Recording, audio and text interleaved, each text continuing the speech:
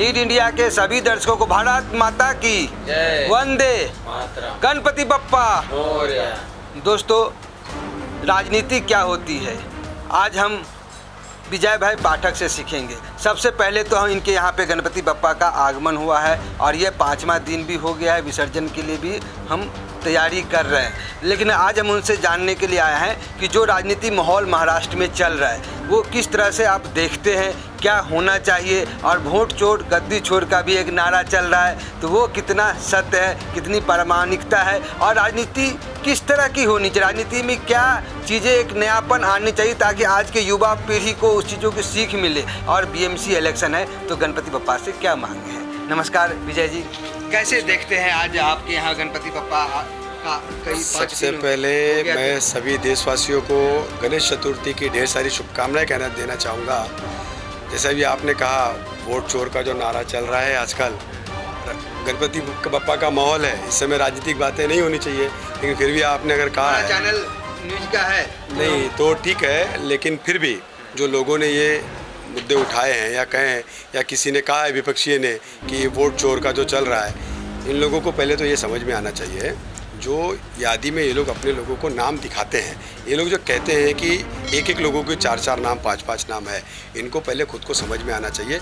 एक ही यादी में अगर किसी को वोट चोरी करनी होगी, गलत बोल रहे हैं सही बोल रहे हैं? नहीं, गलत ही कह रहे हैं ना, सही कैसे कह रहे हैं? अगर वो कहने तो बोल रहा है कि 70,000 अलग नाम डाल दिए, एक ही वोटर इस जगह पे कई नाम ऐड कर दिए, फॉर्म 16 के कई सारे नाम ऐड कर दिए और इलेक्शन कमीशन हमारा जवाब नहीं दे पा रहा है और इधर उधर की बातें कर रहा, प्रवक्ता बन गए हैं बीजेपी। ये तो राहुल जी कह रहे हैं ना, इलेक्शन ऑफिसर जवाब नहीं दे पा रहा है। ये इलेक्शन ऑफिसर से तो पूछ के देखिए उन्होंने क्या जवाब दिया है। कैसा होता है ना, अभी कुछ दिन पहले एक महिला का, बिहार की एक महिला का वीडियो आया था, मुझसे अच्छा आप भी देखे होंगे।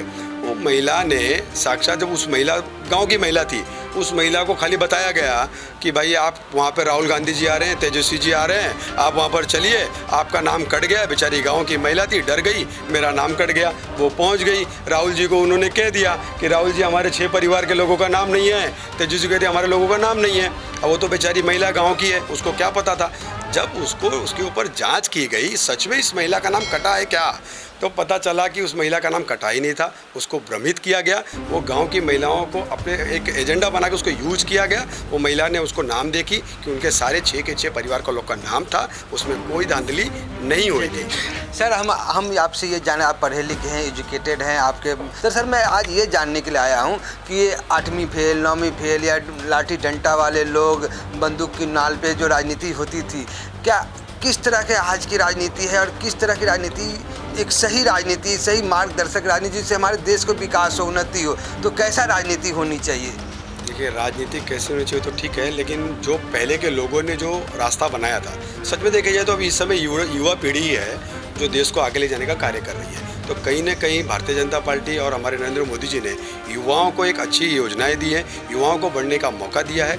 हर जगह आप देखते होंगे आजकल जो अच्छे एजुकेटेड और अच्छे लोग लेकर आते हैं, वो लोगों को हमेशा मौका मिलता ही है। लेकिन मैं जो पहले की पीढ़ी चली आई है, मैं सबको दोषी नहीं ठहराऊँ, मैं उन पर ये भी कहूँगा, उन लोगों ने जिस तरीके का मार्ग बनाया। देखिए, हमारे परिवार के अंदर कोई एक बुजुर्ग जब हमारी प्रॉपर्टी, हमारी संपत्ति बना के हमारे दादा परदादा जाते थे, मैं इस युग में मैं उतनी बड़ी प्रॉपर्टी तो नहीं बना पाऊंगा, लेकिन उस प्रॉपर्टी को अगर संभाल लूँ तो ही मेरे लिए बहुत है। तो इसी प्रकार के जो हमारे जूने सीनियर नेता, जो सीनियर लीडर्स होते थे, जिन लोगों ने जिस प्रकार का मार्ग बनाया है, उस प्रकार के मार्ग को अब युवा पीढ़ी के हाथ में दे देनी चाहिए और युवा पीढ़ी उसको संभालना चाहिए, उसको संजोना चाहिए। जैसे कहा जाता है, मिट्टी के बर्तन में खाना खाओगे तो मिट्टी की खुशबू आएगी, कांच के बर्तन में खाना खाओगे तो कांच के जैसे टकराते रह जाओगे। तो इसीलिए पहले की पीढ़ी को और अभी की पीढ़ी को मिक्सता रख के संगठन को आगे बढ़ाना चाहिए, देश को आगे बढ़ाना चाहिए, युवाओं को मौका देना चाहिए। अब समय आ गया है कि नए टैलेंट को भी मौका देना चाहिए, पढ़े लिखे वर्ग को आगे आने चाहिए।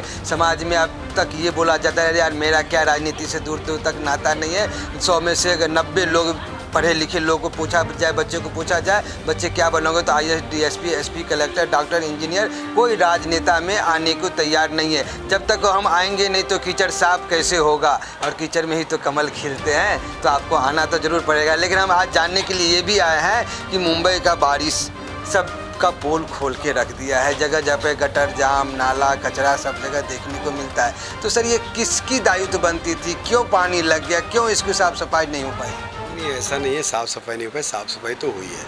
देखिए आप भी जानते हैं, पहले इतना डेवलप नहीं था, पहले बड़े बड़े नाले होते थे, अब छोटे छोटे नाले हो गए हैं। अब आप ही देखेंगे, चाहे बिल्डर्स हो चाहे स्लम में रहने वाले व्यक्ति हो, अपने घर के आगे अगर 5 फीट की जगह है तो हम पहले कवर करने के लिए सोच लेते हैं। तो गलतियाँ जिम्मेदारियाँ सबको समझनी चाहिए, चाहे नेता हो, चाहे जनता हो, चाहे पब्लिक हो।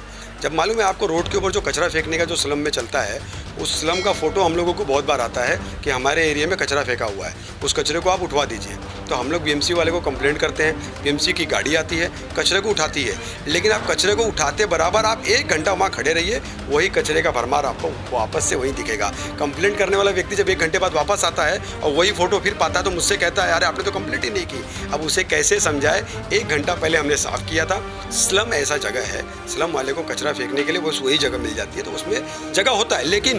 लेकिन हमारे लोगों को, जो महानगर पालिका के अंदर के लोगों को ये समझना चाहिए कि उस कचरे को किस तरीके से डिवाइड कर सके और तुरंत हटा सके। इसमें अगर हम सारे के सारे ठीकरा जनता पे भी हम नहीं फोड़ सकते हैं, क्योंकि हम उसके लिए रख रखाव के लिए प्रॉपर जगह पे डंपिंग के लिए और चीज़ें भी नहीं है। आप अगर रोड पे आएंगे तो रोड कचरा का जो डंपिंग है ना, वो रोड पे ही बनाया गया है और रोड पे ही दिखता है। अगर कोई व्यवस्था होती, चैन सर्कल होता है कि इतने घंटे बाद गाड़ी आएगी, इतने घंटे में लिए पूरे दिन में एक आते हैं और जनसंख्या है यहाँ पे उससे कई गुना ज़्यादा, तो कहीं ना कहीं है चीज़ें गड़बड़। चलिए सर, अभी गणपति बप्पा का माहौल है, गणपति बप्पा आए हुए हैं, तो आपने इस बार जो है नगर सेवक का इलेक्शन भी आ रहा है, तो आपने कुछ क्या मांगा है और क्या हम समाज को क्या मैसेज देना चाहते हैं? मैंने तो सिर्फ यही मांगा है, सबका भला हो, सबका साथ, सबका विकास और सबका विश्वास, यही लेके हमें आगे चलना चाहिए।